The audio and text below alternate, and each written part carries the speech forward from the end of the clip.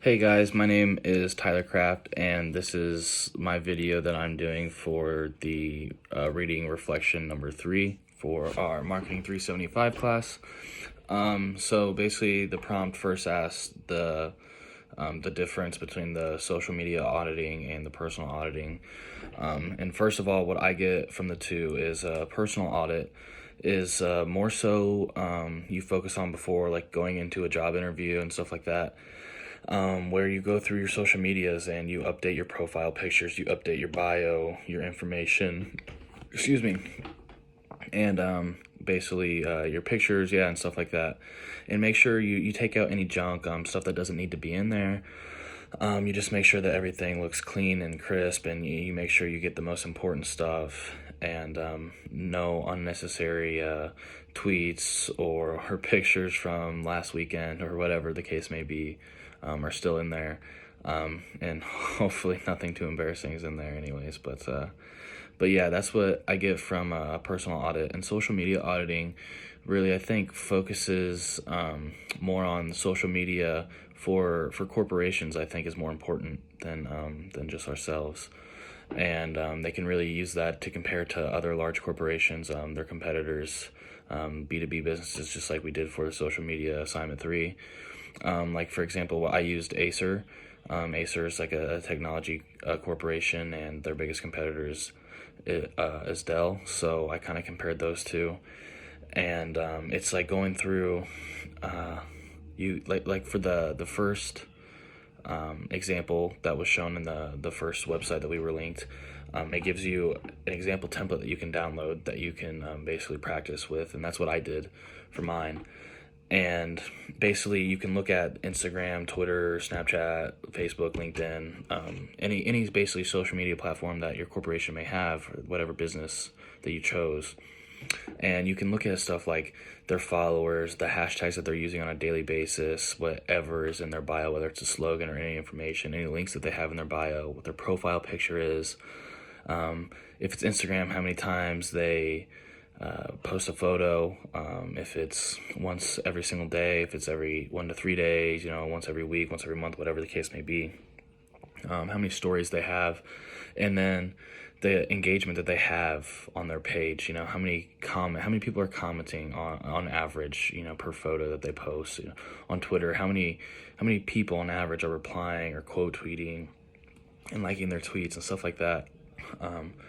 And one area of focus that may not be a big deal to some people, but to me is really, for lack of a better word, cringy, is the color scheme. It doesn't talk too much about color scheme, but, and I know that goes a lot with like rebranding and stuff if the color scheme isn't right.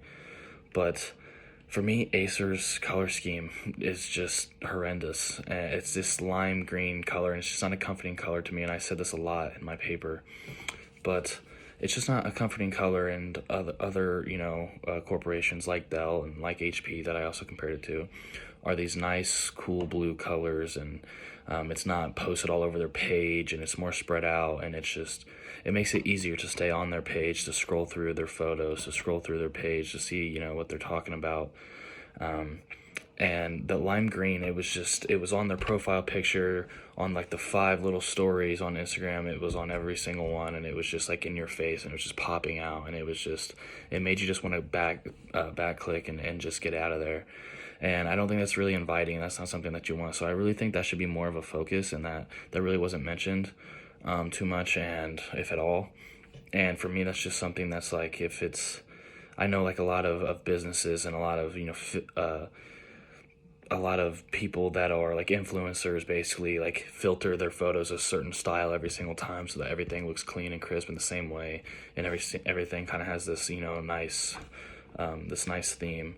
And I think large corporations should honestly really take after influencers on Instagram specifically, because I think they could really take a few notes from them. Another thing is being able to stay consistent across all of your social media platforms. So doing the social media audit, you shouldn't go from Instagram having 500,000 followers to go into Twitter and having 100,000. Where's the 400,000 difference? Where's that drop off? Why is there a drop off there?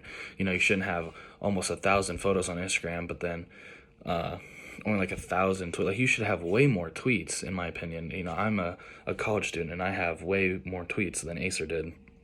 And I think as a large corporation like that, they should be tweeting all the time. You know, any new deals, anytime a new product drops, like, they should be tweeting. And when I compared it to other corporations, they were all consistent across Facebook, Twitter, Instagram. And Acer was not. It was kind of all over the place. They had a different amount of followers by a large margin on all of those. They had 11 million on Facebook, and then 300,000 on Instagram, and then like 100,000 on Twitter. And there's a huge drop off in all of those. And you know, you need to be consistent across all of your brands, or all of your social media platforms, excuse me, and really create this this brand that's you know, although you're verified on all of those platforms, you really can stay consistent and be posting every single time. Like, every single time you post on one, you should post on the other, I think. And I think that should be more of a focus, or could be more of a focus in the articles that we read.